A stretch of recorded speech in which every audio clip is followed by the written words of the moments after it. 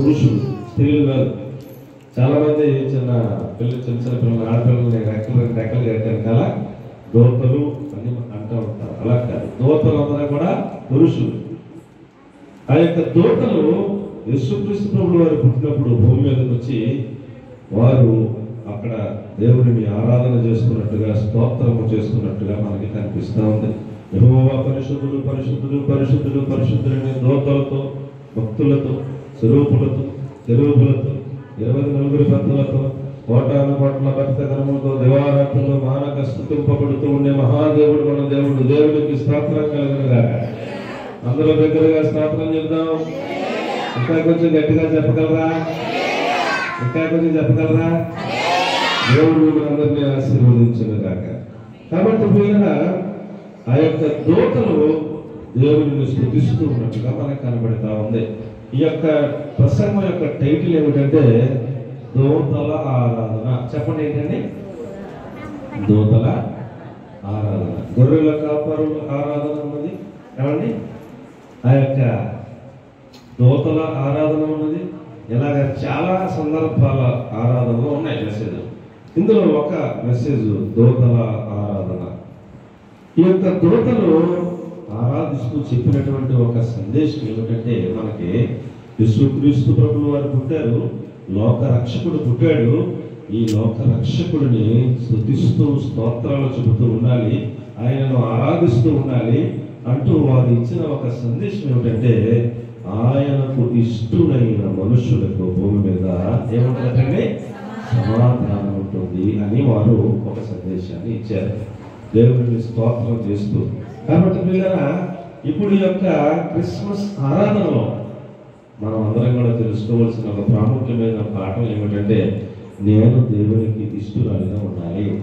అందరూ చెప్పండి సరే, నేను దేవునికి ఇష్టరాలిగా ఉండాలి, నేను దేవునికి ఇష్టడుగా ఉండాలి అని మనం కోరుకోవాలి. ఆయనకి ఇష్టంగా ఉండాలంటే ఏం చేయాలో తెలుసుకోవాలి, అలాగే మనం సిద్ధపడాలి. ఆయనకి ఇష్టంగా మారిపోతే ఆయన మన కొరకు జన్మించినటువంటి ఆ యొక్క క్రిస్మస్ ఆరాధన సారాంశాన్ని మనం అర్థం చేసుకున్నట్టు, మనం దాన్ని సంపాదించుకున్నట్టు, మనం అలాగా ఆయనను ఆరాధన చేయడానికి ఆయనకి ఇష్టంగా మారాలని ప్రభు పేరిట మీకు నేను మనవి చేస్తా ఉన్నాను. ఏమండి, దేవునికి ఎవరి ఇష్టలు అనేది మనం నేర్చుకోవాలి. అంటే దేవుడికి ఎవరి ఇష్టలు అనేది మనకు తెలియాలి కదా. దేవుడు ఎవరిని ఇష్టపడతారో చూడండి, లోకస్వార్థ 3:22 వచనం తప్ప దేవుడు ఎవరిని ఇష్టపడతారు?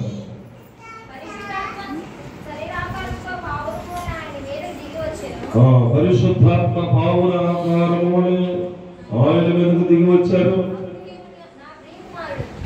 నీవు నా ప్రియ కుమారుడు, నీ యందు నేను ఆనందించుతున్నానని ఆకాశము నుండి వచ్చింది. ఆ సందర్భం ఏమనగా ప్రియులారా, దయచేసి నా వైపు చూస్తూ ఆలకించండి. మమ్మీకి నేను మనవి చేస్తున్నాను, నా వైపు చూస్తూ ఆలకించండి. అక్కడ సందర్భం ఏమిటంటే, యేసుక్రీస్తు ప్రభువు వారు బాప్తిస్మం తీసుకున్నటువంటి సందర్భం. ఏంటండి? ఏ సందర్భం అది? యేసుక్రీస్తు ప్రభువు వారు బాప్తిస్మం తీసుకుంటున్నటువంటి సందర్భం. ఆయన బాప్తిస్మం తీసుకుంటూ ఉన్నప్పుడు చెప్పబడిన మాట ఏమిటంటే, ఈయన నా ప్రియ కుమారుడు, ఈయన యొక్క నేను ఆనందించుతున్నాను అని దేవుడు ఆకాశము తెరవబడినట. పరిశుద్ధాత్మ దేవుడు బావుల ఆకారం వలె ఆయన యేసు ప్రభు వారి మీద ఎదుగుతూ ఉన్నారట. కింద యేసు ప్రభు వారు ఉన్నారు. ఆకాశం నుంచి ఒక స్వరం వినబడతా ఉంది, ఈయన నా ప్రియ కుమారుడు, ఈయన నేను ఆనందిస్తా ఉన్నాను అన్నాడు. ప్రియారా, ఎప్పుడు మనం దేవునికి ఇష్టంగా మాట్లాడాలంటే బాప్తిస్మం తీసుకున్న తర్వాత. దేవునికి స్తోత్రం కలిగింది. హల్లెలూయా. ప్రియారా, యేసుక్రీస్తు ప్రభువు వారు భూమి మీదకి ఎందుకు వచ్చారు? ఎందుకు ఆయన జన్మించాడు?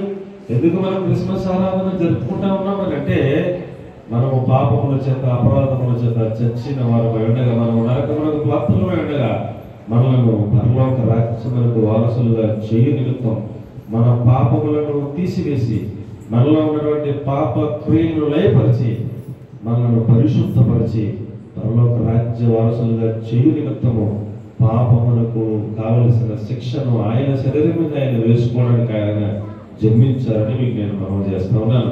ఆయన జన్మించారు, ఆయన పాప శిక్షను తన శరీరం మీద వేసుకుని భరించారు, శిలువ శ్రమలను ఆయన పునరుద్ధరణ లేచారు. ఆయన చిందించిన రక్తము ద్వారా ఎవరైతే మారు మనస్సును పొందుతారో, నేను పాపినని గ్రహించి వారి పాపములన్నీ యేసు ప్రభువుల వారి దేవుడిని నోటితో ఒప్పుకొని మారు మనస్సు పొంది పాపాలన్నింటినీ రక్తంలో కడుక్కుని బాప్తిస్మాన్ని తీసుకుంటారో వారంటే దేవునికి ఇష్టం. దేవునికి దగ్గరగా ఒక మంచి స్తోత్రం చెబుతాం. చాలా మంది ప్రార్థనలకు వస్తూ ఉంటారు, కానీ ఏమండి సంవత్సరాలు గడిచిపోతూ ఉంటాయి, 10 సంవత్సరాలు అయిపోతుంది, 20 సంవత్సరాలు అయిపోతుంది, బాప్తిస్మం మాత్రం తీసుకోరు. పెళ్ళి తీసుకుంటాం పాస్టర్ గారు, పిల్లల గుడ్డలు తీసుకుంటాం పాస్టర్ గారు, తర్వాత తీసుకుంటాం, వాయిదాలు వేస్తూ ఉంటారు. నీవు ఎంతకాలం ప్రార్థనకు వచ్చినా, ఎంతకాలం భక్తి చేసినా, నీవు మారు మనసు పొందకపోతే, బాప్తిస్మాన్ని తీసుకోకపోతే నువ్వంటే దేవునికి ఇష్టం ఉండదు అనే విషయాన్ని నేను ప్రభుత్వం మీ అందరికి కూడా మనం చేస్తా ఉన్నాను. బాప్తిస్మం అంటే ఏంటి? ఏమండి బాప్తిస్మం అంటే ఏంటి? గలతీ పత్రిక 3:27 ప్రకారం ఆయనను ధరించుకోవడం. బాప్తిస్మం అంటే ఏమిటి? అపోస్తలుల కార్యాలు 22:16 ప్రకారం పాపములు కడిగి వేసుకోవడం. బాప్తిస్మం అంటే ఏమిటి? 1 పేతురు పత్రిక 3:1 ప్రకారం నిర్మలమైన మన సాక్షి ఇచ్చు ప్రత్యుత్తరం. దేవునికి దగ్గరగా ఒక మంచి స్తోత్రం చెప్పండి. ఒక వచనం చదివి పెట్టండి, అన్ని చదివి పెడితే తెల్లారిపోతాయి. 1 పేతురు పత్రిక 3:1 వచనం చదివి పెట్టండి. బాప్తిస్మం అంటే ఏమిటి? అపోస్తలుడైన పౌలు గారు చెప్తున్నాడు, పాపములు కడిగి వేసుకుంటామని. గలతీ పత్రికలోనే ఆయన చెప్తున్నాడు, ఆయనను ధరించుకోవటం అని. 1 పేతురు పత్రికలో పేతురు గారు చెప్తా ఉన్నాడు, నిర్మలమైన మన సాక్షి ఇచ్చు ప్రత్యుత్తరమే బాప్తిస్మం అన్నాడు. దొరికింది ఎవరికైనా? ఈ బైబిల్ 1 పేతురు పత్రిక ఉందా?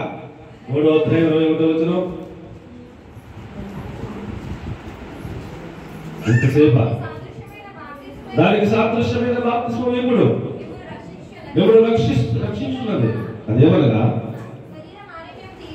శరీర మాలిన్యము తీసివేయుట కాదు గాని యేసుక్రీస్తు పునరుత్థాన మూలముగా నిర్మలమైన మన సాక్షి ఇచ్చు ప్రత్యుత్తరమే అన్నాడు. దేవునికి దగ్గరగా ఒక మంచి స్తోత్రం చెప్పండి. హల్లెలూయా.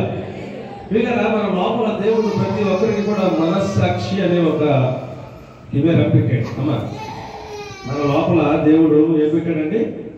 అమ్మా, నా మాటలు శ్రద్ధగా ఆలకించండి కొద్దిసేపు. మన లోపల దేవుడు ఏం పెట్టాడు? మనస్సాక్షి అనే ఒక కెమెరా పెట్టాడు. పవర్ఫుల్ కెమెరా అన్నమాట అది. ఇప్పుడు ఈ మందిరంలో మీరు వస్తున్నప్పుడు కెమెరాలు ఉన్నాయి బయట. ఆ కెమెరాలో మనం అందరం కనపడతాం. లోపల కూడా కెమెరాలు ఉన్నాయి అనుకోండి.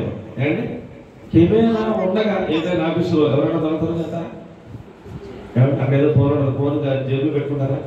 కెమెరాలు ఉన్న ఆఫీసులు పెట్టుకుంటారా? చెప్పండి, పెట్టుకుంటారా? పెట్టుకుంటే దొరికేస్తారు కదా. ఎవరు పెట్టుకోండి, కెమెరాలు ఉన్నాయనుకుంటారు, జాగ్రత్తగా వాళ్ళ పనులు చేసుకుని వచ్చేస్తారు. అలాగే మన లోపల కూడా మనస్సాక్షి అనే ఒక కెమెరా, పవర్ఫుల్ కెమెరా దేవుడు పెట్టాడు. ఏమండి, మనం అనుకుంటాం మా ఆయన గారు చూడలేదు, మా ఎవరు చూడలేదు, నేను ఏం చేసి చేస్తున్నానో ఎవరికీ తెలవదు. కన్ను మూసుకొని తెరిచేటప్పుడు నేను ప్రాక్టికల్గా చాలా ప్రాక్టీస్గా చేయగలను, నేను ఎవరికీ దొరకను అనుకుంటాం. మనం నరుడికి తెలదనుకుంటాం. కానీ మన లోపలే మన మనస్సాక్షి అనేది ఉంది కదా. ఆ మనస్సాక్షి మన మీద రేపొద్దున్న దేవుడి దగ్గరికి వెళ్ళినప్పుడు సాక్షి ఎవరు చెప్తారనుకున్నారా? ఏమంటే కోర్టుకి వెళ్ళమనుకోండి, జడ్జి గారు కేకేసి ఇతడు ఈ పని చేశాడు అంటాడు. సాక్ష్యం ఏంటి అంటాడు ఆయన. ఆయన సాక్ష్యం చెప్పేవాళ్ళు ఉంటే ఆ సాక్ష్యాన్ని బట్టి తీర్పు చెప్తాడు. సాక్ష్యం లేకపోతే ఏమీ లేదు. సాక్ష్యాన్ని బట్టి తీర్పు అంటారు జడ్జి గారు. ఈ లోకంలో ఎక్కడైనా అంతే. కాబట్టి పరలోక రాజ్యంలో రేపొద్దున మన మీద సాక్షి ఎవరు చెప్తారు? భార్య వచ్చి చెప్తా, భర్త చెప్తాడా, పిల్లలు చెప్తారా? ఎవరికి ఏమి తెలవదు. నీవేం చేసావో నీకే తెలుసు కదా. నీ మనస్సాక్షి లోపల అన్ని ప్రింట్ అయిపోతుంది, మొత్తం చివరికి తీసేస్తుంది మనస్సాక్షి. ఆ మనస్సాక్షి రేపొద్దున దేవుడి దగ్గర బయటకు వచ్చి ఫలానా రోజు ఫలానా టైంలో ఇలా చేసిన దేవుడు ఇలా చేసాడు అని చెప్పేసి మన మనస్సాక్షి మన మీద ఏమంటే సాక్ష్యం చెప్పేస్తే కదా. మాట్లాడతాకే ఉండదు, మనకి నోరు తిరుగుతా ఉండదు కదా. అమ్మ బాబు దొరికేసాం అనుకుంటా. అందుకనే ఎవరి క్రియలు చెప్పున వానికి ప్రతిఫలం ఇస్తాను అన్నాడు. దేవునికి స్తోత్రం కలగాలి. ఇప్పుడు మన మనస్సాక్షి ఏం చెప్పాలంట? నిర్మలమైన మనస్సాక్షి. ఏం మనస్సాక్షి చెప్పండి? అమ్మకించిన గురు కూర్చో. ఏ మనస్సాక్షి చెప్పండి? నిర్మలమైన మనస్సాక్షి. ఇప్పుడు నిర్మలమైన అనే పదానికి అర్థం ఏమిటంటే, ఒకవేళ ఏమండి, ఒకవేళ మీ దగ్గర ఒక నది ఉందనుకోండి, మనకు పక్కనే గోదావరి కదా, ఆ గోదావరిలోకి వెళ్ళి మీ చేతికున్న ఉంగరాన్ని, ఒక 25,000 రూపాయల ఉంగరాన్ని గోదావరిలో పడేయండి. కనపడుతుందా? కనపడుతుందా? కనపడదు.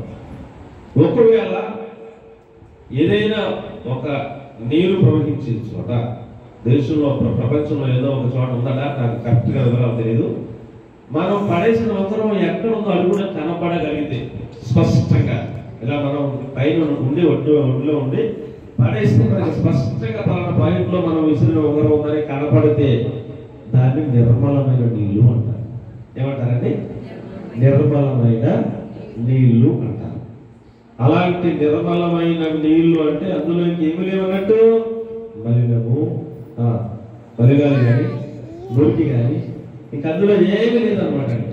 అందులో మీరు వేసిన ఉంగరం స్పష్టంగా పిన్ పాయింట్తో సహా కనపడుతుంది. చక్కగా మీరు ఒకవేళ దిగినా ఎడగొట్టినా దాన్ని పట్టుకుంటూ రావచ్చు అనమాట అండి. అలాగున మన మనస్సాక్షి ఎలా ఉండాలంటే, ఎలా ఉండాలంట చెప్పండి. మన మనస్సాక్షికి మాలిన్యం వంటకుండా, మన మనస్సాక్షి అంత పర్ఫెక్ట్ గా నిర్మలమైన మనస్సాక్షి ఇచ్చే ప్రత్యుత్తరముగా ఉండటమే బాప్తిస్మం అన్నాడు. అర్థమైన వాళ్ళు మాత్రం గట్టిగా స్తోత్రం చెప్పారు. అందరూ చెప్పకల్లా, అందరూ చెప్పకల్లా, అర్థమైన వాళ్ళు గట్టిగా స్తోత్రం చెప్పాలి. నా మనస్సాక్షి పొద్దున్న దేవుని దగ్గరికి వెళ్ళి, అయ్యా బాప్తిస్మం తీసుకున్న దగ్గర నుంచి చాలా కరెక్ట్గా బతికాడయ్యా, ఎక్కడ ఏ తప్పు లేదయ్యా అని చెప్పగలిగితే నా మనస్సాక్షి ఎలా ఉన్నట్టు? నిర్మలమైన మనస్సాక్షి. దావీదు గారు అంటాడు, ప్రభువా నీవు నన్ను పరిశోధించుము, పరిశీలించుము, నా యందు నీ దయాకరమైన మార్గం ఏదైనా కనబడితే చెప్పు ప్రభువా అంటూ సవాలుగా ప్రార్థనలో మాట్లాడాడు. దేవునికి స్తోత్రం కలిగినగా. ఆయన దగ్గర ఏ దోషము లేదు కాబట్టి అంత ధైర్యంగా ప్రార్థన చేశాడు. ఏదైనా దోషం ఉంటే అంత ధైర్యంగా ప్రార్థన చేస్తాడా? ఏమండి? దేవుడు హృదయ అంతరంగంలో పరిశీలించే దేవుడు. అవునా కదా? ఏమండి? అవునా కదా? దేవుడు ఏం పరిశీలిస్తాడు? హృదయ అంతరంగాలను పరిశీలిస్తాడు. అందుకనే దావీదు అన్నయ్యలు అందరూ వచ్చినా వీళ్ళెవరో కాదు అన్నాడు దేవుడు. సమయంలో అంటాడు, వీళ్ళు చాలా బాగున్నారు, వీళ్ళ రాజుగా పెట్టేది బాగుండేది, వద్దంటే ఏంటంటే నీకు తెల్లన్నాడు, పైన చెప్తున్నాడు, లోపల చెప్తున్నాడు అన్నాడు. అంతేనా? ఏమంటే ఆయన లోపల చూస్తాడు, హృదయ అంతరంగాలను చూస్తాడు. హృదయ అంతరంగాన్ని చూసి దావీదు రాగా అంటాడు, అతను ఎంత సౌందర్యంగా ఉన్నాడు, అతని కళ్ళు ఎంత అందంగా ఉన్నాయి అంటూ మాట్లాడాడు. సమయంలో చూసి ఇదేంటి ఇంత కొరసగా ఉన్నాడు, ఈ కుర్రాడు ఎంత బక్కపలుచుకున్నాడు, ఇతరుని చూసి అందంగా ఉన్నాడు, సౌందర్యంగా ఉన్నాడు, అతని మీద అభిషేకం చేయమంటే రాజుగా ఏంటి ప్రభు మరోసారి ఆలోచించేదే లేదురా, అతగాడు లోపల సౌందర్యంగా ఉన్నాడు, చేసి అన్నాడు అంతే. దేవునికి స్తోత్రం కలిగినగా కదా. దేవునికి ఎవరిష్టులు చెప్పండి అమ్మా. దేవునికి ఎవరిష్టులు? నిర్మలమైన మనస్సాక్షి కలిగిన వారు దేవునికి ఇష్టలు. బాప్తిస్మం తీసుకున్న వారు దేవునికి ఇష్టలు. దేవునికి మహిమ కలుగును గాక. హల్లెలూయా. ఏమంటే ఇంకా ఎవరు ఇష్టలు అంటే, ఏమంటే తొందరగా నల్లపడంటే సామెతల గ్రంథం 3వ అధ్యాయం 2వ వచనం. దేవుడు నిన్ను గద్దిస్తాడు, గద్దించినప్పుడు నువ్వు లోబడే మనసు నీకుంటే నీవు దేవునికి ఇష్టమైన బిడ్డ. సామెతలు 3:12. తండ్రి తనకిష్టుడైన కుమారుని గద్దించును. దేవుడికి నువ్వు ఇష్టమైన బిడ్డవైతే, మారు మనసు బిడ్డవైతే, బాప్తిస్మం తీసుకున్న బిడ్డవైతే, నిర్మలమైన మనస్సాక్షి కలిగిన బిడ్డవైతే, ఏదైనా ఒక చిన్న పొరపాటు నీ ద్వారా జరిగితే వెంటనే దేవుడు ఏం చేస్తాడంటే గద్దిస్తాడు. ఏం చేస్తాడు చెప్పండి? గద్దిస్తాడు. గద్దింపుకు సరి చేసుకునే ఆ క్వాలిటీ ఉంటే నేను దేవుడు ఇష్టపడతాడు. దేవునికి స్తోత్రం కలిగినగా. యోగు గారు భార్య అంటారు ఆఖరి టైంలో, ఇంకా ఎదురు దేవుడా దేవుడా అంటావు, దేవుడిని దూషించి చావరాలా అంటారు. ఏమంటే ఆ మాట ఎవరికైనా గుర్తుందా? అప్పుడు యోగు గారు అంటాడు, నీవు మూర్ఖురాలు మాట్లాడినట్టు మాట్లాడుతున్నావేంటి అంటే, ఆవిడ మూర్ఖురాలు కాదు, ఆమె కూడా భక్తి పరురాలు యోగులాగా. కానీ ఎలా మాట్లాడుతుంది? సాతాను ప్రేరేపిస్తే సాతాను ప్రేరేపణలోకి పోయి, నీవు ఇంకెందుకు అన్ని పోయినాయి కదా, పిల్లలు పోయారా, ఆస్తులు పోయినాయి, అన్ని పోయినాయా, ఆరోగ్యం పోయినా, ఇంకా దేవుడిని దూషించి సావరాలా అంటే యోగు గారు అంటాడు, ఎల్లప్పుడూ దేవుడు మనకు మేలే చేయాలా? ఒకవేళ కీడు వస్తే మనము సహించకూడదా? నీవు మూర్ఖురాలు మాట్లాడుతున్నావేమిటి అని ఒక్క ప్రసంగం చేస్తే ఒక్క ప్రసంగం సెట్ అయిపోయింది. దేవునికి స్తోత్రం కలుగునుగాక. వెంటనే సరి చేసేసుకుంది. అందుకనే దేవుడు మరలా ఆమె ద్వారానే మరలా తన మంచి పిల్లలు ఇచ్చాడు. ఆమె సెట్ అయింది కాబట్టి, సెట్ అవ్వకపోతే ఇంకో విధంగా ఉండేది కూడా. ఆమె ఒక్క ప్రసంగానికి ఏమైందని తను తాను సరి చేసేసుకుంది. మరలా ఆమె ద్వారానే 10 మంది పిల్లలు పుట్టారు. మరలా వారిద్దరికి 200 ఆశీర్వాదం వచ్చిందని మీకు నేను మనవి చేస్తాను. కాబట్టి పిల్లల ప్రసంగాలు 100,000 వింటాం కదా, ఒక్క ప్రసంగానికి మనం ఏమైపోవాలి? సెట్ అయిపోవాలి. గద్దెంపును లక్ష్య పెట్టాలి, గద్దెంపును సరి చేసుకోవాలి. అలాంటి పెట్టాలి దేవునికి ఇష్టం. రండి 3వ పాయింట్ మనం ఆలోచన చేద్దాం. కీర్తన గ్రంథం 16వ అధ్యాయం 3వ వచనం. కీర్తన గ్రంథం 16వ అధ్యాయం 3వ వచనం. నేను ఇలాగను భూమి మీద ఉన్న భక్తులు శ్రేష్ఠులు, వారు దేవాలను నాకు ఇష్టలు అంటాడు. ఏమంటే ఎవరు ఇష్టలంట? భక్తులు ఇష్టలు. ఎవరు భక్తులు? భక్తి అనగా 7 పాయింట్లు ఉంటాయి. అది మళ్ళీ చెప్తే తెమలో. ఏమండి భక్తి అనగా ఏమిటి? నోటికి కళ్ళెమ్మ పెట్టుకున్నవాడు భక్తి పరుడు. చెప్పండి ఎవరండి? ఎవరు భక్తి పరులు? నోరు తెరిస్తే ఆగివాడు భక్తి పరుడు కాదు. నోరు తెరిస్తే అవసరమైన మాటే నోటి నుంచి రావాలి. చిత్తూచి మాట్లాడాలి. అలా నోటికి కళ్ళెం ఉండాలి. ఏమండి నోటికి ఉండాలి? చెప్పండి. కళ్ళెం ఉండాలి. మాట్లాడటం నిదానించాలి, కోపించడం నిదానించాలి, వినటం వేగిరపడాలని చెప్పింది వాక్యం. దేవునికి మహిమ కలుగునుగాక. కాబట్టి ఏ మాట పడితే మాట మాట్లాడకూడదు. నీవు మాట్లాడిన ప్రతి మాటకి నీవు లెక్క అప్పగించాలని దేవుని వాక్యంలో చెప్పబడి ఉన్నది. ఏమండి అందుకే ఎక్కువ మాట్లాడకుండా అవసరమైన మాటే మాట్లాడదాం. భక్తి పరులాగా బ్రతుకుదాం. ఏమండి కాబట్టి పిల్లల నోటికి తల్లి ఉన్నవాడు భక్తిపరుడు. అలాగే ఇంకా 7 పాయింట్లు ఉంటాయి. అవన్నీ నేను చెప్పలేను. భక్తి కలిగిన వారు దేవునికి ఇష్టం. ఎవరండి? భక్తి కలిగిన వారు దేవునికి ఇష్టం. భక్తి అనగా తిమోతి పత్రికలో చెప్తాడు, రాజుల కొరకు, అధికారుల కొరకు, ఏమండి మనుషులందరి కొరకు ప్రార్థన చేసేవాడే భక్తిపరుడు. ఏమంటే ఎవరు భక్తిపరుడు? ప్రభు నన్ను దీవించాయి, మా ఆయన దీవించాయి, మా పిల్లలు దీవించాయి, మా ఇంట్లో మాత్రం బాగా దీవించాయి ప్రభు అని ఆ ఇంట్లో కోసం చేసుకుంటా కూడా సగం చేసి నిద్రపోయేవాళ్ళు దేవునికి ఇష్టమైన బిడ్డలుగా ఉండలేదు. అందరి కోసం ప్రార్థన చేసేటువంటి విజ్ఞాపనకర్తలుగా ఎవరైతే ఉంటారో వారు దేవునికి ఇష్టలు, భక్తి పనులు అని దేవుని వాక్యం తెలియజేస్తా ఉంది. మంచి పిల్లలు మనం ఎంత కొంచెం ముందుకెళ్తే 2వ సమూయేలు 22వ అధ్యాయం 20వ వచనాన్ని మనం చూసినప్పుడు ఆయన ఇష్టలైన బిడ్డలను ఆయన తప్పిస్తాడు. ఏ కీడు వచ్చినా, ఏ అపాయం వచ్చినా నేను తప్పిస్తాడు, నేను రక్షిస్తాడు, నేను విడిపిస్తాడు. ఆయన ఇష్టలుగా మనం బ్రతకాలి. బ్రతికితే ఆయన తప్పిస్తాడు. ఇంకా తర్వాత పాయింట్ ఫిలిప్పీ పత్రిక 4:18లో చూస్తే దైవ సేవకుడి యొక్క అక్కరను ఆయన అడగకపోయినా ఎరిగి ఆయన అక్కర తీర్చగలిగిన మనసు మాసిదోనియ సంఘస్థులకు ఉంటుంది. వాళ్ళను బట్టి మీరు పంపిన వస్తువులు మనోహరమైన సువాసన దేవునికి ఇష్టమైన యాగముగా ఉన్నాయి అని అడగలేదు. దేవునికి మహిమ కలుగునుగాక. సామెతల 28వ అధ్యాయం వాక్యాన్ని మనం చూస్తే నీతి న్యాయమును అనుసరించి నడుచుకునేవాడు నాకు ఇష్టమైన వాడు అన్నాడు. దేవునికి దగ్గరగా ఒక స్తోత్రం చెప్పండి. ప్రేమ భక్తి పరుల బయలుదేరడం కాదు, కానీ నీతిగా బ్రతకాలి, న్యాయముగా మాట్లాడాలి. దేవునికి స్తోత్రం చెప్పండి. ఏమండి ఎలా బ్రతకాలి? నీతిగా బ్రతకాలి, నీతిగా సంపాదించాలి, అవినీతిగా సంపాదించకూడదు, అవినీతిగా అన్యాయంగా మాట్లాడకూడదు. నీతి న్యాయములను అనుసరించేవాడు దేవునికి ఇష్టమైనటువంటి వాడు అని చెప్పి దేవుని వాక్యం తెలియజేస్తా ఉంది. కాబట్టి పిల్లరా దేవుడిని ఆరాధించడం క్రిస్మస్ అంటే ఆయనను ఎలా ఆరాధించాలి? ఎలా ఆరాధించాలని చెప్తున్నారు దూతలు. చెప్పండి.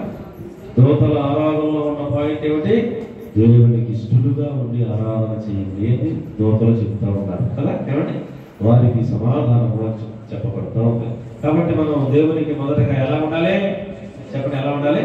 ఇష్టలుగా ఉండి ఆయనను ఆరాధన చేసే వాళ్ళంతా మనం సిద్ధపడాలని ప్రభు పేరిట నేను మనవి చేస్తా ఉన్నాను. అలాగే పిల్లరా ఈ దూతల ఆరాధనలో ఇంకే ఉందంటే వారు సాగిలపడి దేవుని ఆరాధిస్తున్నారు. ఏమన్నా ఎలా ఆరాధిస్తున్నారు చెప్పండి.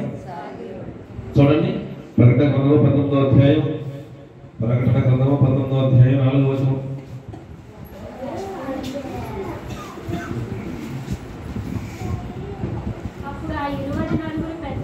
అప్పుడు ఆ 24 పెద్దలను 4 జీవులను సాగిలపడి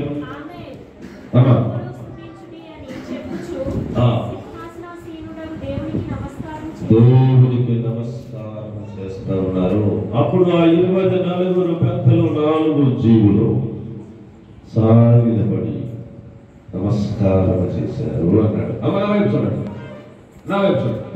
మహానుడు దేవుడు, తండ్రి అయిన దేవుడు సింహాసనాసీనుడై కూర్చొని ఉండగా ఆయన సింహాసనానికి కొద్దిగా క్రింద 24 పెద్దలు ఆశీనులై సింహాసనాల మీద తల మీద బంగారపు కిరీటములు పెట్టబడిన వారై చేతుల్లో వీణలు కలిగిన వారై వారు దేవుడైన తండ్రి అయిన దేవుడు ఎదుటే కూర్చుని ఉంటారు సింహాసనాల మీద. ఏమండి, అలాంటి రేంజ్లో ఉంటారు ఆ యొక్క పెద్దలు. ఇప్పుడు తండ్రి అయిన దేవుని చేతిలో ఒక గ్రంథం ఉంటుంది. ఆ గ్రంథమును పట్టుకుంటకు ఇప్పుడుకు యోగ్యులు పరలోకంలో ఎవరూ లేరని యోహాను భక్తుడు ఏడ్చేస్తా ఉంటే ఒక దూత చెబుతాడు, నీవేమి ఏడవద్దు, తండ్రి అయిన దేవుని చేతిలో ఉన్న గ్రంథమును వేపుటకు యోగ్యుడైన ఒక వ్యక్తి ఉన్నాడు, గొర్రెపిల్ల అని చెప్పగానే యోహాను సంతోషపడి చూస్తూ ఉంటే యేసు ప్రభువు వారు వెళ్ళి ఆ గ్రంథమును తీసుకుని ఆ గ్రంథాన్ని విప్పి ఆయన ఎప్పుడైతే గ్రంథాన్ని తీసుకున్నాడో గ్రంథాన్ని విప్పి అంతా తెలియచేస్తా ఉన్నాడో అప్పుడు 24 పెద్దలు కూడా ఏం చేశారు కండి? ఏం చేశారట? తండ్రి అయిన దేవుని ఎదుటే వారు తమ సింహాసనాలు దిగారట. దేవునికి స్తోత్రం. సింహాసనాలు దిగి ఆయనను ఆరాధన చేయాలి. ఎలా ఆరాధన చేయాలి? సింహాసనాలు దిగి ఆయనను ఆరాధన చేయాలి. సింహాసనాలు దిగారు, తల మీద ఉన్న బంగారపు కిరీటమును తీసి ఆయన పాదముల దగ్గర పెట్టారు. సాష్టాంగ పడిపోతుంటే ఇలాగనమాట, బోర్లా అంటారు కదా, ఏమండి అలాగా బోర్లా పట్టుకుంటారు అంటారు కదా, అలాగే ఇలాగ బోర్లా పట్టుకొని చేతులు 2 జోడించడం, సాష్టాంగ పడిపోవడం. 24 పెద్దలు తండ్రి అయిన దేవుడు ఎదురుగా ఉండగానే కుమారుడు యేసుక్రీస్తు ప్రభువుల వారికి తమ బంగారపు కిరీటముల పాదములు ఆయన పాదాల దగ్గర పెట్టి సింహాసనాలు దిగి సాష్టాంగపడి సాగిలపడి ఆయన ఆరాధన చేస్తున్నారు. దేవునికి స్తోత్రం కలుగుతుంది. వీళ్ళరా దూతలు మనకు నేర్పిస్తున్న పాఠం ఏమిటనగా, మనం మందిరంలోకి రాకముందు మనం ఇంటికి ఉన్నప్పుడు కలెక్టర్ అవ్వచ్చు, మనం ఇంటికి ఉన్నప్పుడు పెద్ద పెద్ద ఉద్యోగస్తులు అవ్వచ్చు, బాగా డబ్బు ఉన్న వాళ్ళు అవ్వచ్చు, మనకి చాలా హోదా, మనకి చాలా ప్రోటోకాల్స్ ఉండవచ్చు, ప్రధానమంత్రి అవ్వచ్చు, ముఖ్యమంత్రి అవ్వచ్చు, ఎవరైనా అవ్వచ్చు. అందరూ లోపలికి వచ్చిన తర్వాత అందరూ దేవుని ఎదుట సమానమే. దేవునికి స్తోత్రం కలుగుతుంది. అందరూ తమ తమ ఆధిక్యతలను విడిచి సింహాసనాలు విడిచి కిరీటాలను ఆయన పాదముల దగ్గర పెట్టి సాష్టాంగపడి ఆయనను ఆరాధన చేయాలి. దేవునికి దగ్గరగా స్తోత్రం చెప్పండి. చాలా మంది మందిరానికి వస్తారు, కుర్చీల్లో కూర్చుంటారు, కాలు మీద కాలు వేసుకుంటారు, ఆరాధన చేసుకుందాం అనగానే ఏమండి లెగుస్తారు, ఇలా ఉంటారు అంతే. ఒకవేళ పొరపాటు చేతులు ఎడితే ఎలాగెడతారు? ఎలాగండి? ఇలాగ ఒక కదలిక ఉండదో, ఒక ఏమి ఆరాధనలో ఒక తన్మయత్వంతో ఆయనను కళ్ళ ముందు చూస్తూ ఆయనను ఆరాధన చేయాలి అనే ఒక భావం ఉండదు. ఏమండి? ఆరాధనలో ఆయనను స్తుతించడం అనేది ఏమీ చేత కాదు. దోతలు ఏం చేశారు? మనం చదువుకున్న మూలవాక్యంలో వారు స్తోత్రము చేసిరి అని ఉందా? ఏమండి? మనము దేవునికి స్తోత్రాలు చెప్పాలి. ఆరాధన 2 భాగాలుగా ఉంటుంది. నా వైపు చూడండి, ఆరాధన ఎలా ఉంటుందండి? 2 భాగాలుగా ఉంటుంది. ఆరాధనలో దోతలు ఏం చేస్తూ ఉన్నారు? పరిశుద్ధుడు పరిశుద్ధుడు పరిశుద్ధుడు పరిశుద్ధుడు అని 24 గంటలు అదే అంటారట. 24 గంటలు ఏమంటారట? చెప్పండి అమ్మా, తిరిగేలా నేను ఏమన్నా తమిళం చెప్తున్నానా, హిందీ చెప్తున్నానా? ఏమంటారట దోతలు? చెప్పండి అమ్మా. ఏమంటారట? పరిశుద్ధుడు పరిశుద్ధుడు పరిశుద్ధుడు పరిశుద్ధుడు, అంతే. అది ఒకటే మాట. 24 గంటలు అదేనా? 24 గంటలు అదే. ఎవరెవరు అదేనా? ఎవరెవరు అదే. ఆయన ఎటువంటి వాడు చెప్పడమే ఆరాధన. దగ్గరగా దేవుని ఒక స్తోత్రం చెప్పండి. ప్రభువా, నాకు నీవు చేసిన మేలును బట్టి నీకు స్తోత్రం. అది సెకండ్ పాయింట్. ప్రభువా, నాకు ఇచ్చిన సైకిల్ బట్టి స్తోత్రం, వస్త్రాన్ని బట్టి స్తోత్రం, ఆహారాన్ని బట్టి స్తోత్రం, నాకు ఇచ్చినటువంటి సకల విధమైనటువంటి ఉపకరణాలు బట్టి స్తోత్రం. అది సెకండ్.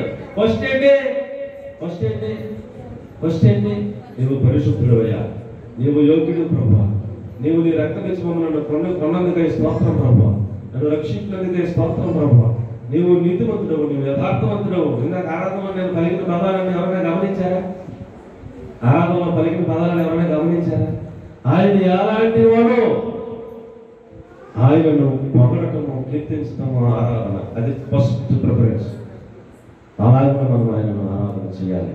ఆ తర్వాత సెకండ్ ఆయన మనకి ఇచ్చినవన్నీ తలంచుకొని ఆయనను ఆరాధన చేయడం తర్వాత విషయం అది. కాబట్టి పిల్లల దూతలు మనకి ఏం నేర్పిస్తూ ఉన్నారంటే ఆయన ఎదుట సాగిల పడటం నేర్పిస్తున్నారు. దేవునికి స్తోత్రం చెప్పండి. ఏం నేర్పిస్తారు చెప్పండి? ఆయన ఎదుట దేవుని ఆరాధిద్దాం అన్నప్పుడు లేచి నిలబడాలి, కళ్ళు మూసుకోవాలి. పక్కడు ఏం చేస్తున్నారో మనకు అనవసరం, పక్క స్త్రీ ఏం చేస్తున్నారో మనకు అనవసరం. వాళ్ళ వైపు మనం దృష్టి పెట్టకూడదు. మన కళ్ళ ముందు యేసు ప్రభుల వారిని మనం నా ముందు ఆయన ఉన్నారు అన్నట్లుగా ఆయనను చూస్తూ మనము పరవశించి ఆయనను బిగ్గరగా ఎలాగని బిగ్గరగా ఆరాధనలో పొందాలి. ఆ యొక్క దేవదూతలు ఆరాధిస్తూ ఉన్నప్పుడంట ఆ యొక్క పునాదులు అతిర్మీయంగా దేవునికి స్తోత్రం. పునాదులు ఏమని ఏంటంటే అతిర్మీయంగా. కాబట్టి ఆరాధన చేస్తామంటే అలా మౌనంగా ఉంటారంతే, నోరు తెరవరు, ఏం మాట్లాడరు. మరి ఏం నేర్చుకుంటాం మనం ఆరాధనలో బిగ్గరగా ఆయన ఆరాధన చేస్తూ ఉంటే గడప కమ్ముల పునాదులు ఏమవ్వాలంటే అతిరిపోయి అంటారు. మందిరము ధూమతో నిండిపోయిందంట. అందరూ నోరు తెరిచి ఆయనను ఆరాధించాలని దూతలు మనకు నేర్పిస్తూ ఉన్నారు. దేవునికి మహిమ కలుగును గాక. హల్లెలూయా. ఇంకొక పాయింట్ చెప్పి నేను ముగిస్తాను. ఏమండి? మొట్టమొదటి పాయింట్ ఏంటి చెప్పండి? ఆయనకి ఇష్టంగా ఉండాలి. ఎలా ఉండాలి చెప్పండి? ఆయనకి ఇష్టంగా ఉండాలి. ఇష్టలు ఎవరంటే అందులో 7 పాయింట్లు ఒకటప్పుడు చెప్తాను. ఏమండి? అలా మనం ఇష్టంగా ఉండి ఆరాధన చేయాలి. రెండో పాయింట్ ఏంటి? సాగిల పడి ఆరాధన చేయాలి. చెప్పండి ఎలా చేయాలి? సాగిల పడి ఆరాధన చేయాలి. మళ్ళీ మనం తగ్గించుకోవాలి. ఆ యొక్క విక్టోరియా మహారాణి ఆమె మందిరానికి వచ్చారట. మందిరానికి వచ్చి మోకాళ్ళు వేసి ప్రార్థనలో ఉంటే ఆ పక్కనే ఇంకొక ఆవిడ కూర్చుందట. కూర్చుని అమ్మ బాబు రాణి గారు వచ్చారని చెప్పేసి ఇక్కడ నుంచి అక్కడ కూర్చుందట. ఆవిడ ఈవిడ చూసి మళ్ళీ ఆవిడ పక్కనే మోకరించిందట. మళ్ళీ లేకపోతుంటే పట్టుకుని నేను బయట మహారాణి అమ్మ మందిరంలో అందరూ ఉంటే అక్కడే మోకాళ్ళు వేసి అలా ఉండు, దేవుడు ఎదుట అందరూ ఉంటే ఇక్కడేం ప్రోటోకాల్ ఏం లేదు, బయటికి వెళ్ళాక అంతానే వ్యవహారం అని చెప్పి ఆమెను సముదాయించిందంట. బయట ప్రధానమంత్రి కావచ్చు, బయట కలెక్టర్ కావచ్చు, బయట పెద్ద అధికారులు కావచ్చు, బయట మన వ్యవహారం ఎంతైనా పెద్ద కావచ్చు, మందిరంలో అందరూ ఎలా ఉండాలి? దూతలైనా, సెరుకులైనా, కెరూబులైనా, ఏమండి పెద్దలైనా, కోటాను కోట్ల భక్తులైనా అందరం దేవుని ఎదుట ఎలా ఉండాలి? సాగిల పడి. చెప్పండి ఎలాగా? మనకున్న కిరీటాలను తీసేసి, మనకున్న ఆధిక్యతలను తీసేసి ఆయన ఎదుట మనం తగ్గించుకుని సాగిల పడి ఆయనను ఆరాధన చేయడం నేర్చుకోవాలని దూతలు మనకు నేర్పిస్తా ఉన్నాయి. మూడవ మాట కూడా మీకు నేను జ్ఞాపకం చేసి ముగించాలని ఆశపడతా ఉన్నాను. యెషయా-గ్రంథం 6వ అధ్యాయం 2వ వచనం. యెషయా-గ్రంథం 6వ అధ్యాయం 2వ వచనం. దేవదూతలు స్వరూపులు 2 రెక్కలతో తమ్ముడు ఇలా కప్పుకుంటున్నాయంట. మొక్కని 2 రెక్కలతో ఎగురుతున్నాయంట. 2 రెక్కలతో ఏమండి అసలు వాళ్ళు మనకు కనపడలేదు. కనపడకుండా వాళ్ళు కవర్ చేసుకుంటారట. దేవుని ఆరాధించే వాళ్ళు ఆయనకు పైగా ఆ మాటే అరగదు అసలు. ఏమండి? దేవుడు సింహాసనాసీనుడే ఉన్నారు, ఆయనకు పైగా అంటండి. అంటే ఆయనకు పైగా కూడా స్వరూపులను ఉండనిచ్చాడు దేవుడు, అనుమతిచ్చాడు దేవుడు. మనకు ఏదైనా ఉద్యోగం ఉందనుకోండి, మన పైన ఒకరు ఉంటే మనం ఒప్పుకుంటామా? ఏమండి? మన పైన ఉంటే మనం ఒప్పుకుంటామా? నేనే బాస్ని, నా పైన ఎక్కడ నువ్వే నెక్స్ట్ అన్నట్టుగా మనం ఫీల్ అవుతాం. ఆయనను ఆరాధన చేసే వాళ్ళను ఆయన పైగా కూడా ఉండనిచ్చాడు. దేవునికి మహిమ కలుగును గాక. ఆయన పైగా ఎగురుతున్నటువంటి ఆ శిలుపులు ఏం చేస్తున్నారంటే చెప్పమ్మా చదవరా? ఒక్కొక్కరికి 6 రెక్కలు ఉన్నాయి. ప్రతి వాడు 2 రెక్కలను మొఖాన్ని కప్పేసుకున్నారు, మొఖం కనపడలేదు. కాళ్ళు కప్పేసుకున్నారు, కాళ్ళు కనపడలేదు. మొత్తం అసలు ఆ శిలుపు ఎలా ఉందో కనపడలేదు. 2 రెక్కలతో ఎగురుతూ సైన్యములకు అధిపతి యెహోవా పరిశుద్ధుడు పరిశుద్ధుడు పరిశుద్ధుడు పరిశుద్ధుడని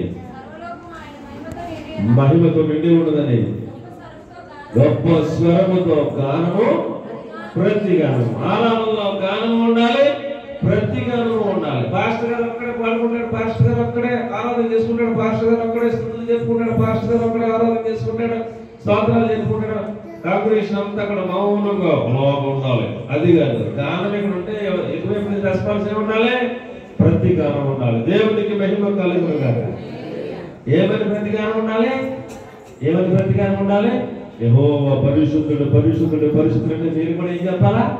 పరిశుద్ధుడు పరిశుద్ధుడు పరిశుద్ధుడిని కళ్ళు మూసుకుని పక్కన వాళ్ళు ఏం చేస్తున్నారో మనం అస్సలు పట్టించుకోకుండా ఆయనతో లీనమై ఆయనతో ఏకమై ఆయనను స్తుతించే వారముగా ఆరాధించే వారముగా అసలు మనం ముఖమే కనపడుతున్నా బాబు అంటే మనం చూపించుకోకూడదా బాబు అంటే మనం కవర్ చేసుకుని ఆయననే ఆరాధించాలి అని దూతం నేర్పిస్తూ ఉంటే ఏమండి మనం చేసే ఆరాధన ఎలా ఉంది అనేది ఒకసారి మనం ఆలోచన చేయాలని మీకు నేను మనవి చేస్తా ఉన్నాను.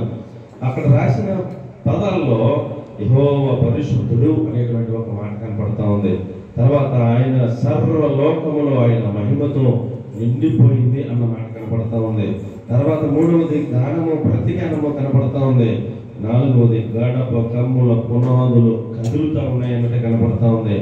మందిరం అంతా ధూమముతో నిండిపోయింది అని కనపడతా ఉంది. కాబట్టి పిల్లరా, దేవుడు మన కోసం పుట్టారు, ఆయన మనల్ని రక్షించడానికి పుట్టారు. మనము మందిరానికి రావటం, కాసేపు మందిరంలో గడపటం, వెళ్ళిపోవడం కాదు. కానీ ఆయనను ఆరాధించేటువంటి దూతలు ఎలాగైతే ఆరాధిస్తున్నారో అలాంటి ఆరాధికులుగా మనం అందరం కూడా మారిపోవాలి. ఆయనను ఆరాధించేటువంటి ఆ క్వాలిటీ మనందరిలో కూడా ఉండాలి. ఆయనను ఆరాధిస్తూ మనం ఈ లోకంలో జీవించాలి. ఆయన ఆరాధిస్తూ మనము ఆయన వద్దకు వెళ్ళిపోయేటట్లుగా మనం సిద్ధపడాలి అని దేవుని వాక్యం మనకు తెలియజేస్తూ ఉంది. కాబట్టి ప్రియులారా, ఆయన ఎవరిని ఆయన తన వద్దకు తీసుకుని వెళ్తాడు? ఎవరిని తన వద్దకు తీసుకుని వెళ్తాడు? ఆయనను ఆరాధించే వాళ్ళే ఆయనతో పాటు ఉంటారు. ఆ మాటలు అర్థమవుతున్నాయంటారా? పరలోకానికి వెళ్ళే కనబడుకుందామా? పరలోకానికి వెళ్ళే కోరనుకుందామా? పరలోకానికి వెళ్ళే పూల లేకున్నావా? పరలోకానికి వెళ్ళాక ఇంకేమైనా ఇంకేం చేస్తాకేమైనా ఉంటుందా? అక్కడ ఏమైనా ఉంటుందా? ఏం చేయాలి మరి? పరలోకానికి వెళ్ళాక ఏం చేయాలి? అంటే అయ్యారు పెద్దలు కనుక పరలోకానికి వెళ్ళాక ఏం చేయాలి? మనం డ్యూటీకి వెళ్ళాలా? ఏం చేయాలి? పరలోకానికి వెళ్ళాక ఆరాధన చేయాలి. ఏం చేయాలి? ఒక అరగంట గంట చేయాలా? 24 గంటల్లో ఏం చేయాలి? ఆరాధన చేయాలి. అక్కడ యోగాలు ఏం చేయాలి? ఆరాధన చేయాలి. కాబట్టి అక్కడికి వెళ్ళాక ఆరాధన చేయాలి. ఆరాధన చేసే వాళ్ళు మాత్రమే ఆయనతో పాటు ఉంటారని ఎంత స్పష్టంగా చెప్పబడుతూ ఉన్నప్పుడు దూతలు మనకు నేర్పిస్తున్న పాఠం ఏమిటి? ఆయనను స్తోత్రము చేస్తూ బతకండి అని చెప్తున్నారు. దేవునికి మహిమ కలుగును గాక. ఆయనను ఆరాధిస్తూ భూమి మీద బతకమని చెప్తున్నారు. దేవునికి స్తోత్రం కలుగును గాక. ఆయనను ఆరాధించే వాళ్ళు ఎలా ఆరాధించాలంటే ఆయనకు ఇష్టలుగా మారి ఆరాధించాలి. ఆయనకు సాగిలపడి ఆరాధన చేయాలి. ఆయనకు ఆరాధన ఎలా చేయాలి? ఆయన పరిశుద్ధుడు పరిశుద్ధుడు పరిశుద్ధుడు పరిశుద్ధుడని ఆయన నామములను స్తుతి యాగము చేస్తూ ఆరాధనలో మనం పాల్గొని పొందాలి. ఆయన మహిమతో సర్వలోకమంతా నిండి ఉన్నదని ఆరాధన చేయాలి. గానము ప్రతిగానము ఉండాలి. ఏమండి? అలాగే గడప కమ్ముల పునాదులు అదిరిపోయేలాగా గట్టిగా స్వరం ఎంతుంటే అంత స్వరముతో మనము మర్చిపోయి ఆయనను ఆరాధన చేయాలి. ఆ మందిరం అంతా ఎలా పోవాలి? ధూమము అనగా ప్రార్థన. ధూపము అనగా ఏమిటండి? నా ప్రార్థన ధూపములను నేను చేతులెత్తు సాయంకాలం నైవేద్యం దృష్టికి అంగీకారం అంటాడు. మన మందిరం అంతా కూడా ఎలా అయిపోవాలంటే ధూమముతో నిండిపోయినట్టుగా మారిపోవాలి. అలాంటి ఆరాధికులుగా మనందరం ఇక్కడ మారి ఇక్కడ ఆరాధన చేస్తూ చేస్తూ చేస్తూ చేస్తూ నిర్దోషమైన మనస్సాక్షి కలిగిన వాళ్ళంగా సిద్ధపడి ఏమండి ఇక్కడ కన్ను మూస్తే అక్కడ కన్ను తెరిచేలాగా మనం సిద్ధపడాలి. అలాగ మనం ఆరాధికులుగా మారటం కోసమే నరకము నుంచి తప్పించబడి పరలోక రాజ్యంలో మనం ప్రవేశం కలుగునట్లుగా అక్కడికి వెళ్ళాక ఆరాధన ఉంటుంది. కాబట్టి ఇక్కడే ఆరాధించడం నేర్చుకోండి అని తోటలో ఆరాధన మనకు నేర్పిస్తూ ఉంది. అలాగున మనందరినీ ఆయనను ఆరాధించే ఆరాధికులుగా దేవుడు పరిశుద్ధాత్మ దేవుడు సిద్ధపరిచి పరలోక రాజ్యములకు నడిపించుగాక. మహాపరిశుద్ధమైన మా ప్రియ పరలోక తండ్రికి వందనాలు స్తోత్రాలు చెల్లిస్తా ఉన్నాం. మీరు ఇచ్చిన ఉన్నతమైన ఉపదేశం కనుక మీకు స్తోత్రాలు.